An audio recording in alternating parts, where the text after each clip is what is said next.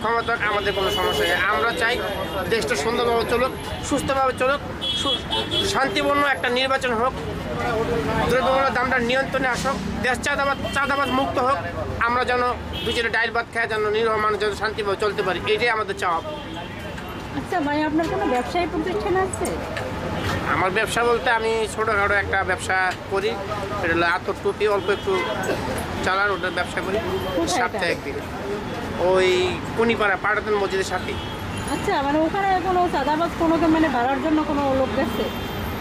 জি জি, মানে আপনার দোকান ভাড়ার জন্য মানে কোনো লোক গেছে আপনার কাছে? না না, আমি ছোটোখাটো 2 টাকার ব্যবসায়ী।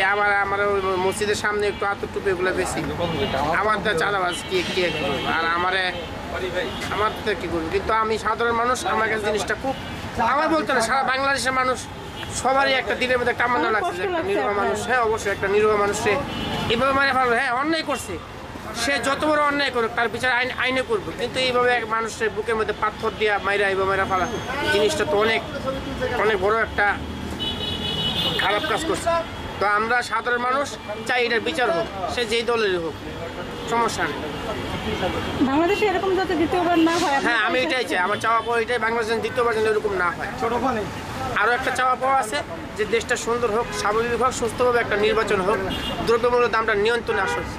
আমরা সাধারণ মানুষ, আমরা যদি 1000 টাকা দামের একটা শার্ট গায়ে দেই আর 500 টাকা দামের যদি একটা প্যান্ট পরি আর 1000 টাকা দামের জুতাও যদি পরি, তাহলে আমাদের শরীরের মধ্যে ঘাম না লাগলে তো আমরা পরিশ্রম করে না খাইলে তো পারবো না, কারণ আমাদের পরিশ্রম করে খাইতেই হয়। তার জন্য চাইতেছি দেশটা সুন্দর হোক, স্বাভাবিক হোক, সুস্থভাবে একটা নির্বাচন হোক, দ্রব্যমূল্যের দামটা নিয়ন্ত্রণে আসুক। আমরা সাধারণ মানুষ অত্যন্ত আমি চাই দেশটা চাঁদাবাজ মুক্ত হোক, এটাই আমার চাওয়া পাওয়া। চাঁদাবাজ মুক্ত হোক, এটা যদি আপনি বলেন বাংলাদেশের 18 কোটি মানুষ জেগে উঠতে হবে। আমি তো আমি বললে সমাধান হইব না। আর আমি যত জিনিস চাইছি সেই জিনিস সবাই চাইতেছে, সবাই চাই দেশটা চাঁদাবাজ মুক্ত হোক, সবাই চায়। আপনি শুনেন, আপনি এখন একটা মানববন্ধন করেন যে চাঁদা মুক্ত বাংলাদেশ চাই।